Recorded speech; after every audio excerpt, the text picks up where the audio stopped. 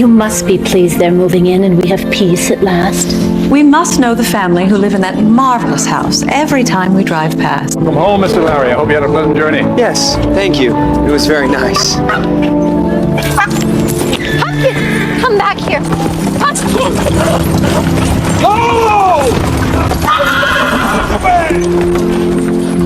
Good heavens, that was brave. Anyone would have done the same. I doubt it. Or there'd be bodies up and down Fifth Avenue. Are you a Van Ryn? Almost. Mrs. Van Ryn is my aunt. I'm Marian Brook. Oscar Van Ryn's cousin? Yes. Oh, you're not as he described you. I'm Larry Russell. Ah. Well, you'd better tell him to keep him under control in future. Nobody can keep Pumpkin under control. Not for very long, anyway. Miss Brook. Mr. Russell. It'll matter when Mrs. Van Ryn hears about it. Oh, she'll have to give in one day. Why? Well, because they own the future, men like Mr. Russell. It's an invitation. Addressed to us? They were bound to entertain soon. They can't have built that great house to sit by the fire and read. Well, let them entertain their own sort. Heaven knows there are plenty to choose from. Why don't you look in? Aunt Agnes would have a fit. Does she have to know? I could wait downstairs to make sure you can get back in.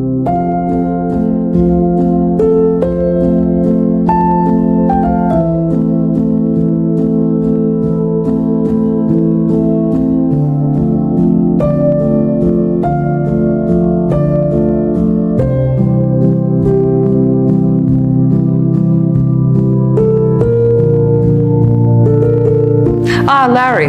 May I present my son, Larry Russell? Miss Marian Brook. You're neighbors. You should know each other.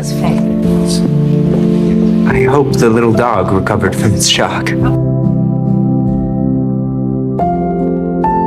I'm afraid I can't stay either. I just wanted to look in to pay my respects to your parents. I hope we can meet again. I'm sure we will. Let the three of us be friends, in spite of everything. Contra mundum.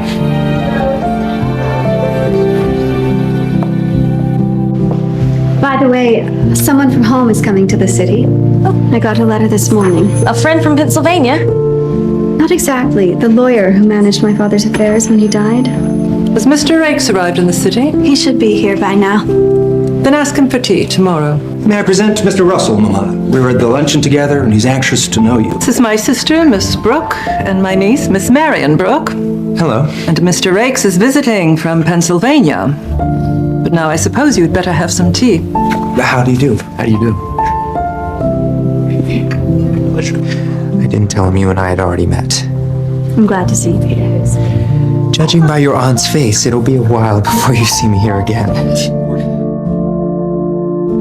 You are not to encourage Marian over that tiresome young man. Marian has no income, and her birth, thanks to her mother, is not impeccable. In short, without a decent marriage, she will be lost. But he's a lawyer. Oh, if you ask me, he's a shyster. With neither background nor fortune. It's obvious he sees her as a ticket out of Doylestown.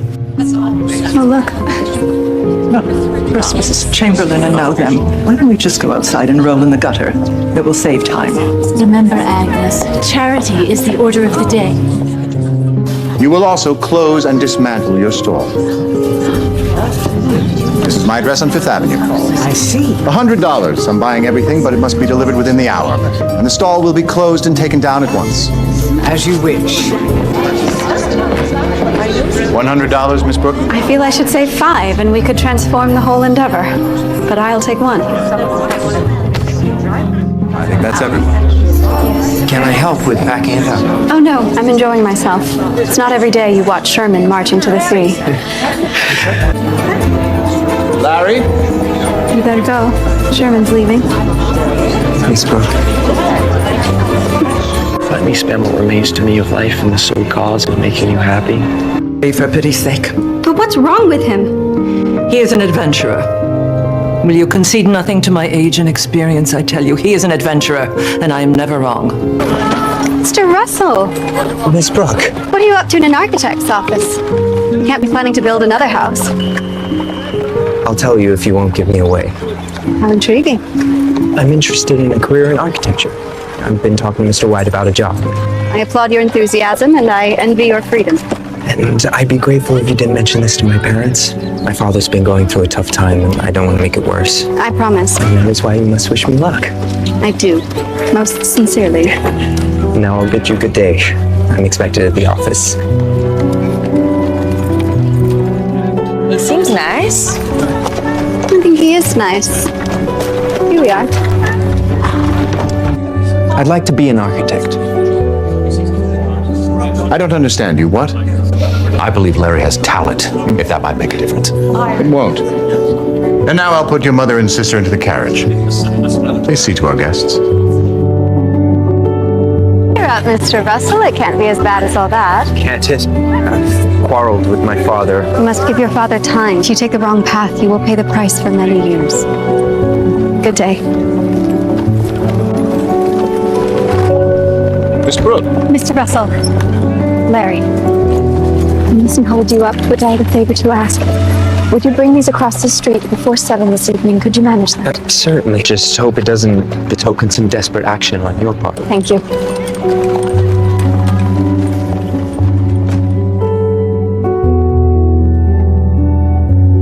I wonder what Miss Brook is up to. She is quite convincing when she makes a decision. It was she who said I should tell you about my plans to be an architect.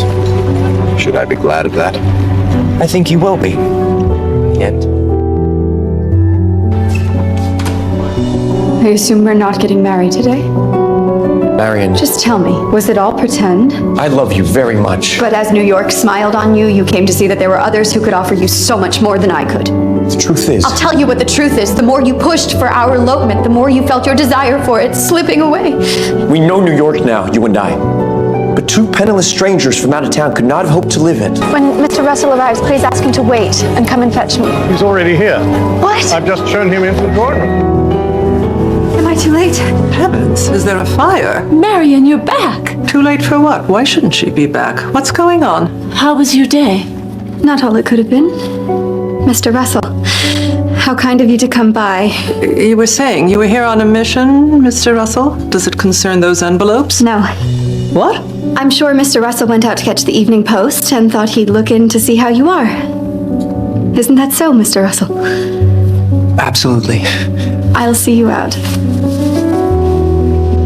Are you going to tell me what that was about? Someday, maybe. Are you coming to Gladys's ball? I may regret it, but I suppose I am. Then I claim a waltz as my payment. Arnold Van Ryn, Miss Brook, and Miss Marian Brook. They must have arrived late. I'm sorry I couldn't stop at Marian. But I'm afraid Mr. Flagler trumps any sort of influence I have. Miss Brook. I saw you talking to Mr. Riggs. Oh, yes, he's just someone I used to know. Let's dance. Shall we say goodbye here? I think I must be allowed to see you safely to your front door. Especially after tonight's bruising. I shouldn't have told you. Of course you should. Just look after yourself when it wears off. Miss Brook! May we give you a ride? It would be our pleasure to see you home. And my instinct tells me to hire Larry. When could you start? Straight away. Oh, look, Mr. Russell. Larry! What are you doing in Newport? Staying with my cousin, Mrs. Spain. What about you? I'm working here. I wondered why I hadn't seen you, but I'm glad if your career is really getting started. Who is that? Poor Miss Brook. I wish your friends wouldn't try to pair her off. She'd have plenty of suitors without their help. I want to know what you think you're doing with a woman twice your age and ill-suited for you in so many other respects I haven't got time to list them. I like Mrs. Blaine. There's Mrs. Payne and Miss Brook. Enjoy your evening. Miss Brook. Hello again. Hello. Will they let you choose for yourself in future? I doubt it. I think we should call a halt. I don't understand. We should stop seeing each other. Is this because of my mother? There's nothing to be done. Now it's time for us to move on with our lives. I know you despised her. Mrs. Blaine wasn't right for you. That's all I'll say on the subject. You have to admit you're pleased she's broken my heart. I won't admit anything of the sort. I only ever want what's best for my children. Hello. Miss Brook. Mr. Russell. Lovers meet, lovers part. Boo-hoo. I know how that plays out. Of course. You told me the night of Gladys's ball. Now we're even. Twin sufferers on the cruel carousel of life. Let's be comrades in arms instead. Father sent me to find you. It's about to begin. Will you marry me? If you really want me to.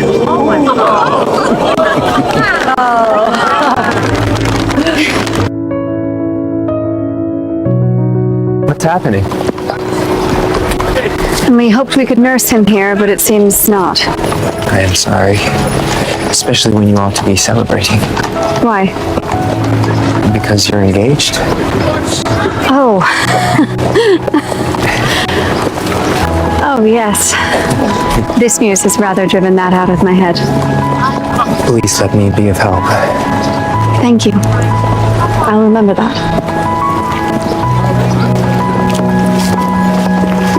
Was I right to accept him? Only you can answer that. Miss Brook. How was your evening? Well, the fireworks were astounding. Oh. You must have seen them from here. Have you been crying? My uncle died last night. I'm so sorry. Thank you. I mean, I wouldn't even be here if it weren't for her. She was the one who sent for me from Pennsylvania. I should thank her. Might a walk help a little? Get some air? Thank you, Mr. Russell. You're a good friend.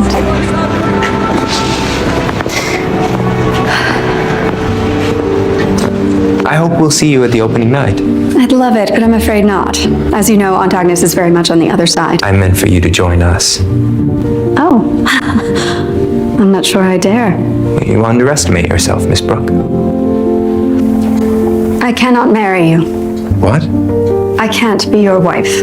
It wouldn't be right. I'm sorry. But now you have 2 strikes against you, Marian. The second more public than the first. You can't afford another. No. Your mother knows what she wants, and perhaps that's the trick of getting it. You're very philosophical tonight. I was reminded of something Aunt Agnes said to me. So you're not getting married after all? I love New York. I love everything about it. I'd hate for us to have to say goodbye. We'll never say goodbye. We know far too much about each other's lives not to be friends forever.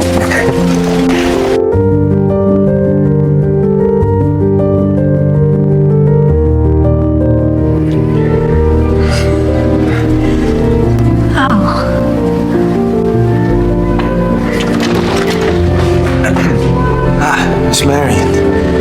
Good night, Mr. Russell. Miss Brook.